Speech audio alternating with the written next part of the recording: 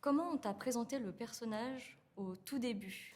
Alors au tout début, pour tout te dire, mon agent m'a appelé, il m'a dit que les gens de Disney aimeraient me voir en essai pour un nouveau personnage et donc enfin moi c'est un rêve vraiment depuis très très longtemps de faire un doublage pour Disney et il m'a dit c'est pour le prochain Zootopie 2, donc j'ai été voir très très vite la bande-annonce et j'ai capté qu'il y avait ce nouveau personnage qui arrivait, donc je me suis dit c'est peut-être pour ça. Et en fait j'ai découvert pendant les essais en fait, j'ai juste vu 3 scènes dont une qui était storyboardée, elle n'était pas encore terminée et j'ai découvert avec la VO en fait. Et ensuite bah voilà, on m'a dit propose-nous un truc. Et après, ça a été envoyé aux États-Unis. Et les États-Unis ont validé après. Donc après, je suis revenu en session d'enregistrement, de doublage. Et là, j'ai été dirigé par Emmanuel Giacomi, qui est Oui, notamment la voix française de Stan Smith dans American Dad. que j'adore, ouais. Je suis extrêmement fan, dessin animé, je regarde depuis une dizaine d'années. Et là, avec Emmanuel, on est rentré plus dans les détails pour vraiment bien trouver la voix, que ce soit cohérent avec le personnage et qu'on puisse aussi un peu me reconnaître. Qu'est-ce qui t'a le plus surpris dans ce personnage?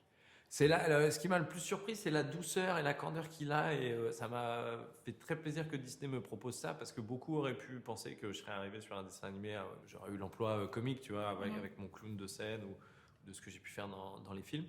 Et ça m'a fait très plaisir de voir que j'avais le personnage mignon, le personnage qui est victime d'une énorme injustice et qui est pas forcément le blagueur. Et donc c'était très chouette à enregistrer parce que tu es obligé de faire passer des émotions par ses yeux, parce qu'il a des yeux incroyablement touchants, Gary.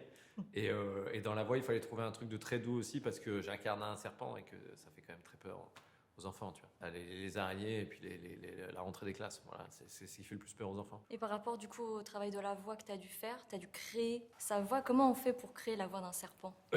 Alors, tu as toute la question du zozotement, qui est un vrai dilemme. La VO est assez incroyable quand même. Le comédien qui a fait la version originale est quand même enfin, extrêmement doué. Il a une vraie douceur naturelle, donc il fallait s'en rapprocher. Et après, sur le zozotement, il fallait pas que ça soit non plus trop compliqué. J'avais pas envie d'avoir la Fédération française des orthophonistes qui m'attaque, qui me dit non, mais on peut pas zozoter autant.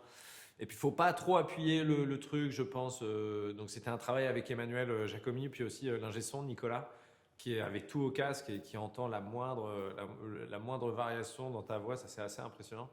Donc, c'est vraiment du micro-détail.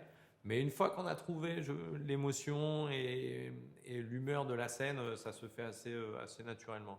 J'ai été vraiment très bien dirigé par Emmanuel. Franchement, il a été incroyable. C'est un vrai réalisateur. Ouais. C'est comme un travail de réalisateur avec un acteur sur un plateau de cinéma. C'est pareil.